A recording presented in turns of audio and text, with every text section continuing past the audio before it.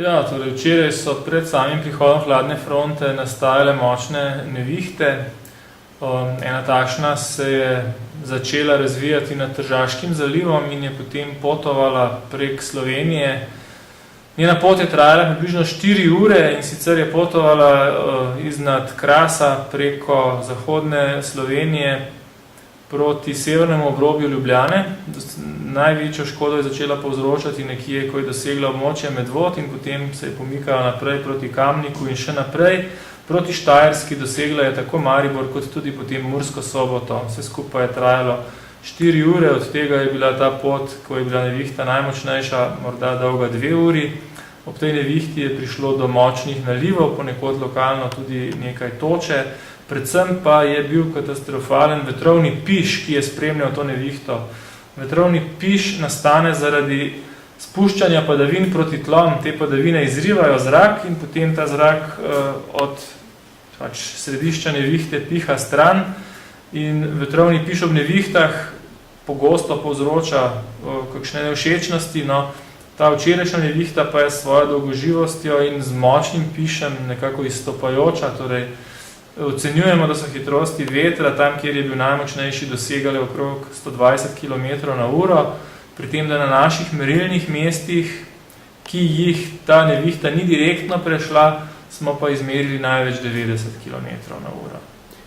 Da pa v vaši, rečemo, nekaj letni že zgodovini tlele kot meteorologa, me zanima, se spomnite približno podobnega pojava? Ja, v meteorologiji je tako, da se nikoli ne ponovi pojav na enak način. Seveda, spomnimo se različnih vremenskih ujm, od tiste debele toče v koncem maja leta 2001 do podobnih škod, ki je na Štajerskem, še v naslednjih letih, nazadnje pred 2 ali 3 leti na območju Litije.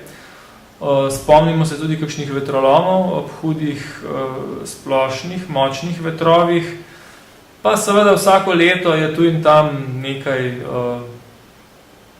škode ob teh nevihtah, da bi pa takole, bi rekel, tako razvita nevihta prepotovala tako dolgo pot in ob tem ne oslabela, pa pravzaprav se skoraj da res ne spomnim.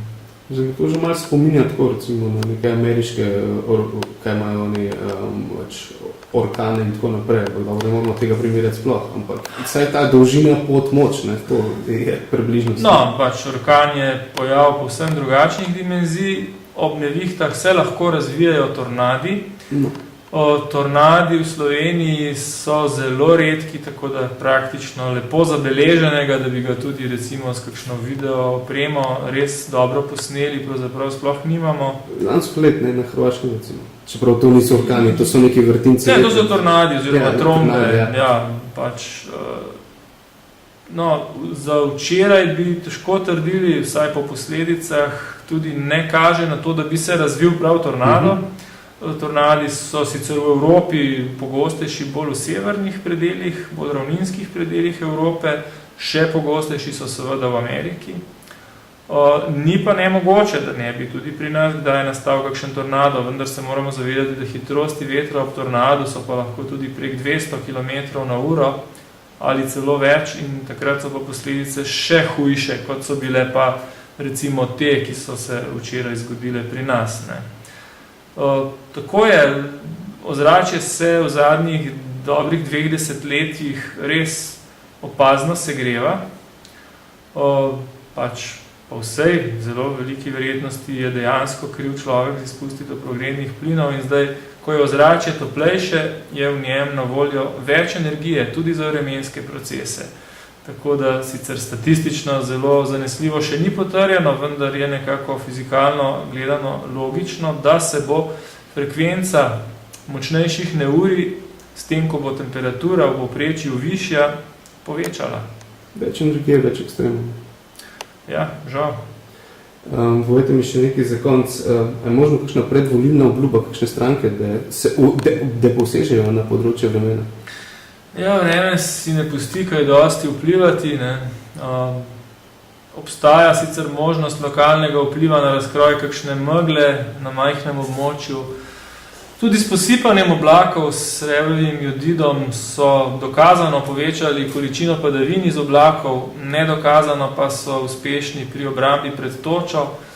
To so tiste mejna območja, kjer se poskuša deloma vplivati, vendar v vremenu so takšne energije, da pravzaprav že ob sami eni taki manjši nevihti se sprosti podobna količina energije kot ob eksploziji atomske bombe. Ob takšni nevihti, kot je včeraj divjala čez Slovenijo, pa mislim, da ves atomski arzenal svetovnih velesil nima te moči, kot jo je recimo se sprostila ob tej nevihti. Ne? Še nekaj mi povete, kaj pa v avgustu, kaj lahko pričakujemo? Vem, da niste Nostradamus, ampak reputacija, ker še za 2 dni naprej je že v takšnem pogojih malo težje, ampak kaj bo z avgustom, mislim? Ja, no, najprej še julij ni povsem končan. To je res.